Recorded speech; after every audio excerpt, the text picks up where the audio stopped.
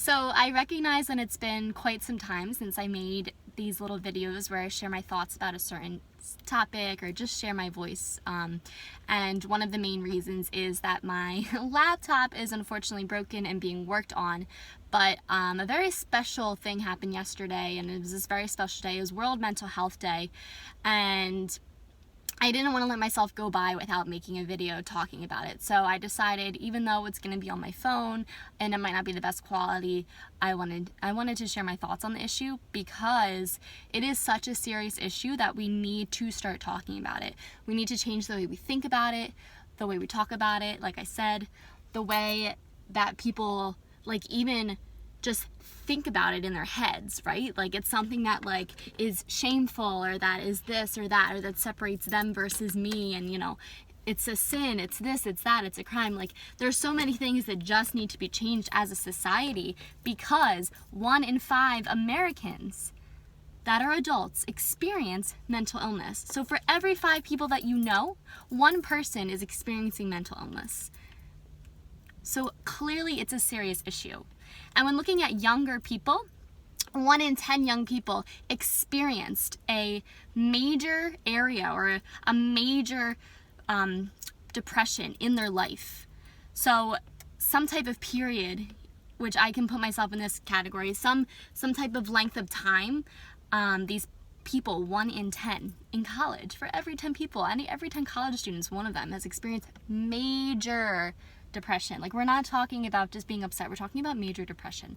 And then even more so in college, 20% of kids suffer. So if you're looking at your average college class, which might be 25 to 35 students, you're looking at 5 to 7 kids in that class probably silently suffering from some type of depression, some type of mental illness going on that they might feel that is not okay to share with people. And that is what's not okay.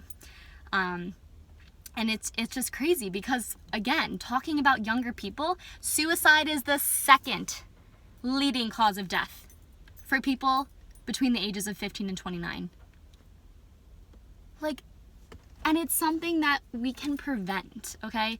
And it is not a crime, and we'll go into that later, but it's insane to me because so far this video has been 2 minutes and 40 seconds, but every 40 seconds someone in the world dies by suicide. Every 40 seconds. I'm not even able to live with myself. If I were to really think about that, every 40 seconds, how many people were dying by suicide? It doesn't even seem right to me. So what can we do? And I'm really super proud of Logic.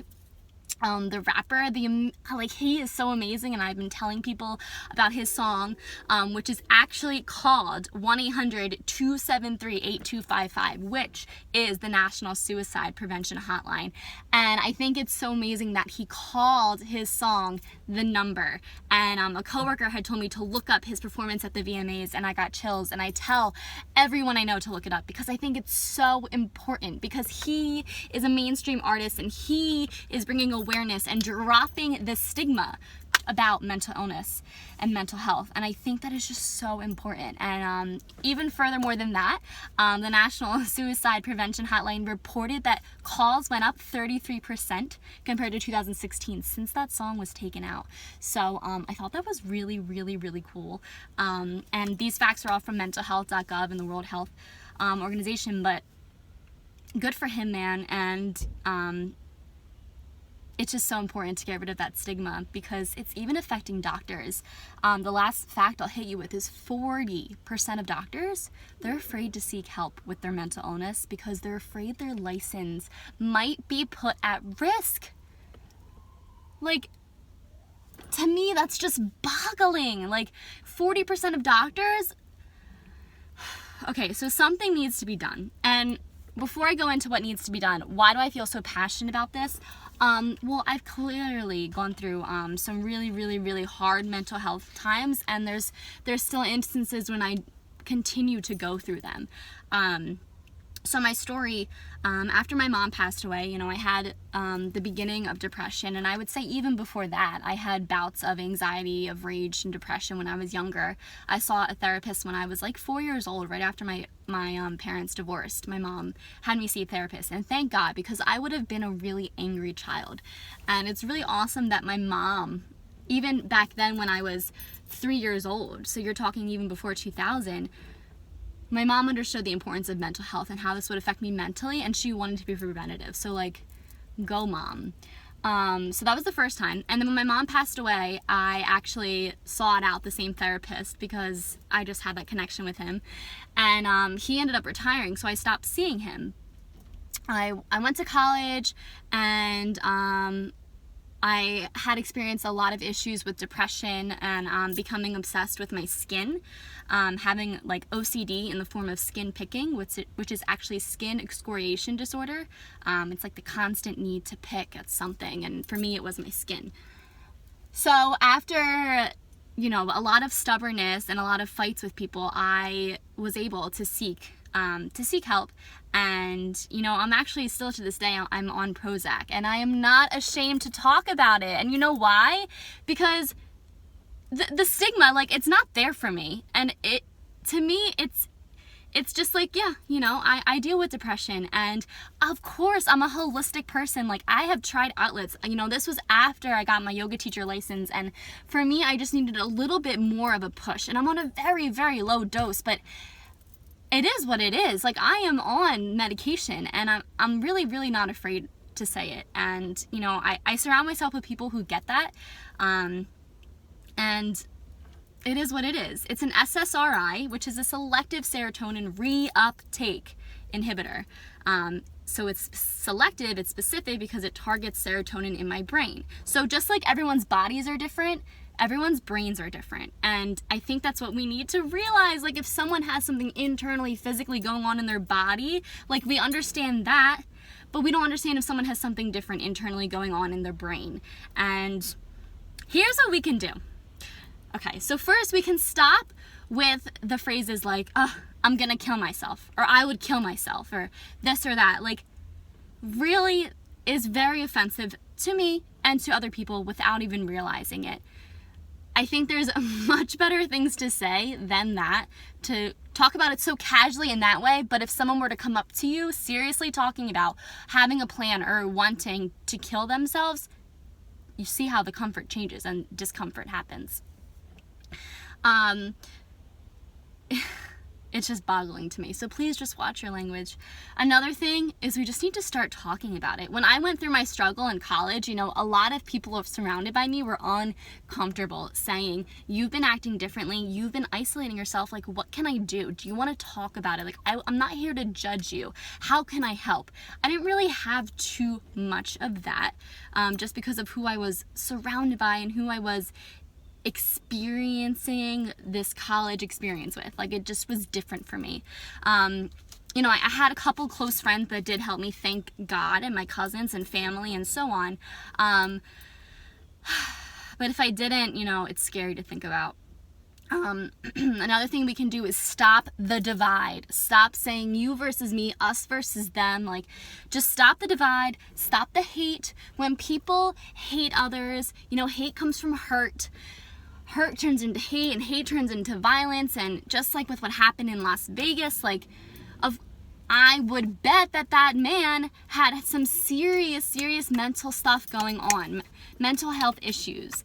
And again, something that could have been prevented.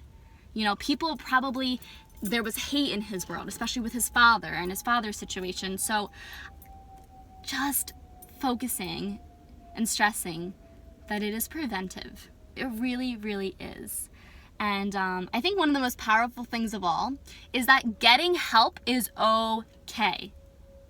In fact, not only is it okay, but getting help is one of the bravest things you could do, because people are scared to get help. And I say this all the time. I think everyone in the world could benefit from a therapist at some level. But people have this stigma that it makes you weak, and that offends me, because the work I put in therapy that I'm about to put into my therapist office when my appointment starts, That is not weak, my friends. That is one of the strongest things I have done. So please stop thinking that seeking help makes you weak.